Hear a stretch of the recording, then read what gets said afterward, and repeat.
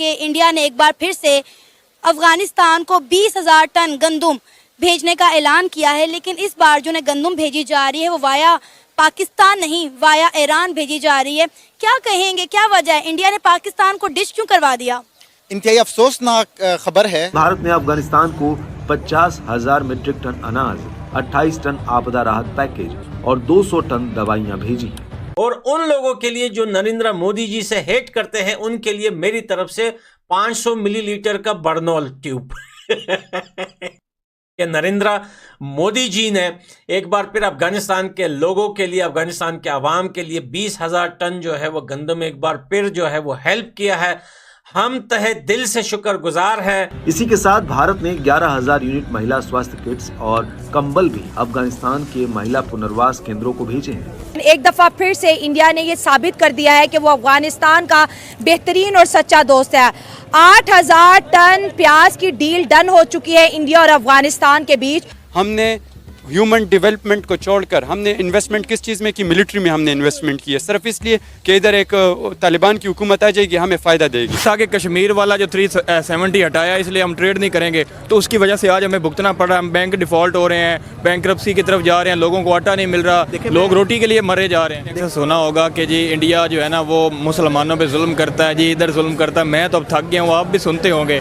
तो अफगानिस्तान क्यों नहीं बात करता, ईरान क्यों नहीं बात करता? हमने ये चूरन क्यों अवाम के जहनों में, दिमागों में डाल दिया है कि जी वो जुल्म करता है? ईरान के साथ भी इंडिया के रिलेशंस ठीक हैं, अफगानिस्तान के साथ भी रिलेशंस ठीक हैं। हमने अपना ग्वादर पोर्ट नहीं दिया तो उन्होंने, ईरान वालों ने दे दिया। We are grateful for India's generous contribution. India's support came at a very critical time. Our appeal to the Indian government is for more support. We do require more food assistance, winter shelter. 900 kilometre का वो railway track भी बिछा रहा है India Iran के अंदर। अब investment देखे कि इंडियन पॉइंट ऑफ व्यू देखे, इंडियन माइंडसेट देखे। वो इंडिया वाले पाकिस्तान को क्या कहते हैं? भिखारी कौम।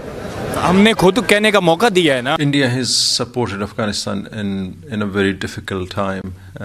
We are grateful for India's.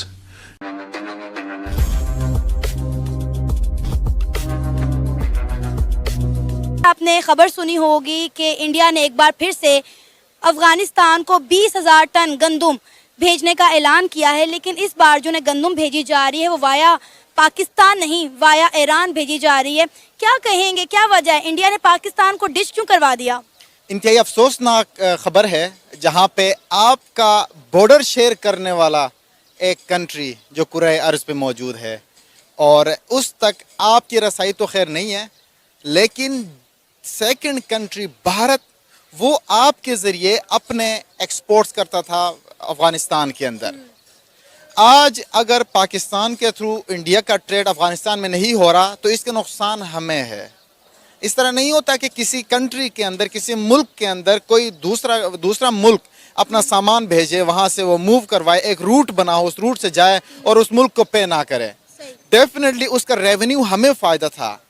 जिस तरह होता है कि पाकिस्तान के अंदर पर कैपिटा इनकम जीडीपी को हम काउंट करते हैं, तो जीएनपी के अंदर हमेशा से वो उस पैसे को हम काउंट करते हैं जो मुल्क के बाउंड्री के बाहर से आती है। तो इसी तरह हमारे लिए एक नुकसान की बात है।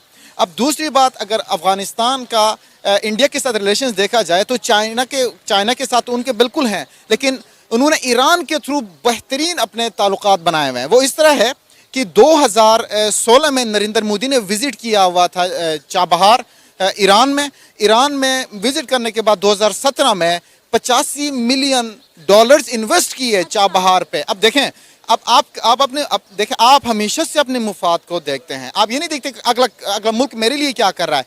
अगर अगले मुल्क में इन्वेस्टमेंट से मुझे फ़ायदा है तो आपको 10 कदम आगे बढ़ के करना चाहिए। 16 में नरेंद्र मोदी ने विज़िट किया, 17 के अंदर नरेंद्र मोदी ने $85 मिलियन लगा के वहाँ चाबहार की इन्होंने इनॉग्रेशन की। सिर्फ इस खातिर कि उसको पता है कि यहाँ से फ़ायदा किसको मिलना है। अब जब वो रूट बना तो पाकिस्तान का जो गवादर पोर्ट है उसमें और आपको जो चाबहार है इसमें सिर्फ और सिर्फ 72 किलोमीटर का टोटल फासला रास्ता है, लेकिन हम उनसे ताल्लुकात टाइज नहीं बना सके। इंडिया ने उठ के जाके उनके लिए इन्वेस्टमेंट किया, $85 बिलियन इन्वेस्ट किए, उनके लिए बना के दिया। अब ये भी सुनने में आ रहा है कोई 900 किलोमीटर का वो रेलवे ट्रैक भी बिछा रहा है इंडिया ईरान के अंदर। अब इन्वेस्टमेंट देखें कि इंडियन पॉइंट ऑफ व्यू देखें, इंडियन माइंडसेट देखें और हमारा माइंडसेट देखें। हम ये चाहते हैं कि ठीक है इंडिया हमारा दुश्मन मुल्क है, उनके साथ आप कतई ताल्लुक़ी करके बैठ जाएं, उनके साथ दुश्मनी आप निभा रहे हैं। दूसरी तरफ आपका अफगानिस्तान है और कभी कभार इल्ज़ाम मुबैना तौर पे ये आते हैं कि जो भी पाकिस्तान के दहशतगर्दी हो रही है तो वो अफगानिस्तान से हो रही है। तो एक साइड पे हम इंडिया को साइड पे लगा रहे हैं कि हमारे ताल्लुकात उनसे ख़राब हैं, दुश्मन है। दूसरी साइड पे अफगानिस्तान की हम बात करें तो उनके साथ हम ये चाह रहे हैं कि उनकी वजह से पाकिस्तान में दुश्मनी हो रही है या धमाके हो रहे हैं, तो हम उनके साथ भी ताल्लुकात बेहतर नहीं कर रहे हैं। अच्छी सोच, मुस्बित सोच रखने वाला मुल्क भारत, जिसका जो वज़ीर आज़म है, हम कहते हैं कि चाय वाला, यार अच्छी सोच रखने वाला चाय वाला भी बेचे, चाय भी बेचे ना, कमाल की बेचेगा वो, ठीक है। अब एक चाय वाले ने ईरान के अंदर अपनी इन्वेस्टमेंट की, रेलवे लाइन बिछा रहा है ईरान के अंदर, चाबहार जितना बड़ा प्रोजेक्ट दिया, उसका सिर्फ फेस 1 की मैं बात कर रहा हूँ कि उन्होंने $85 मिलियन दिए थे। अब आप सोचिए कि फेस 2, फेस 3, फेस 4 में कितना इन्वेस्ट करेगा, और रेवेन्यू उनको जनरेट हो रहा है कम से कम $23 मिलियन और 10 साल के लिए लीज पे दिया हुआ है। अब आप मुझे बताएं कि पाकिस्तान को कितना नुकसान होने वाला है। इंडिया जो है वो ईरान के बॉर्डर, ईरान के बंदरगाहें यूज़ कर रहा है अफगानिस्तान तक अपना सामान पहुंचाने के लिए, अपनी इमदाद पहुंचाने के लिए। अब पाकिस्तान को इसका कितना लॉस होगा? अब आप खुद मुझे बताएं, जिस मुल्क के अंदर आपका टोटल जो स्टेट इनकम है, वो जो आपके स्टेट के पास टोटल पैसे हैं, वो इलेक्शन कराने के लिए पैसे नहीं है, और अगला मुल्क आपके मुल्क के थ्रू अपना रूट बना के दूसरे मुल्क तक अपना एक्सेस उसने बनाया हुआ है, तो वहाँ से आने वाला एक डॉलर आपके लिए महंगा है कि नहीं? तब ये नहीं होता कि उन्होंने 10 किलो बेचा हो या 20 किलो का बेचा हो और वो काम कर गया हो। तो इसमें हमेशा से आपके पास टनों में चला जाता है। जब टनों में चला जाए तो आप कोशिश करते हैं कि आप उनको सिक्योरिटी भी दें, क्योंकि आप रेवेन्यू जनरेट कर रहे हैं।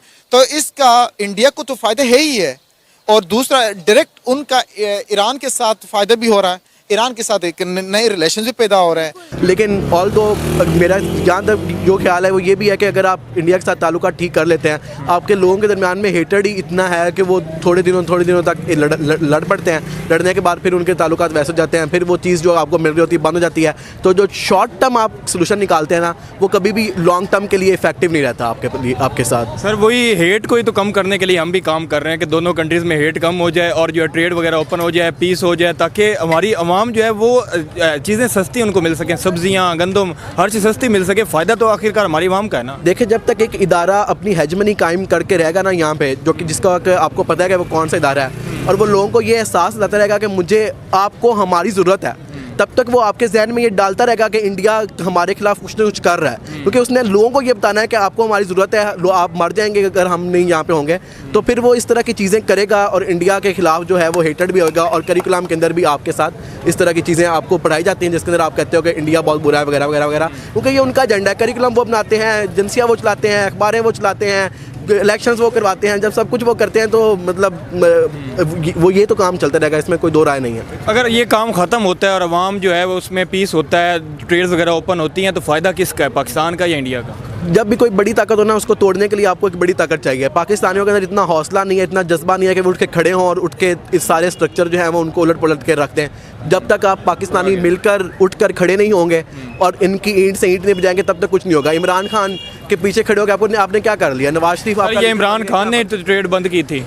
इमरान खान कहा था कि कश्मीर वाला जो 370 हटाया, इसलिए हम ट्रेड नहीं करेंगे, तो उसकी वजह से आज हमें भुगतना पड़ रहा है। हम बैंक डिफ़ॉल्ट हो रहे हैं, बैंकरप्सी की तरफ जा रहे हैं, लोगों को आटा नहीं मिल रहा, लोग रोटी के लिए मरे जा रहे हैं। देखिए, मैं आपको यही कह रहा हूँ कि इमरान खान के पीछे खड़े होने का कोई फ़ायदा नहीं है।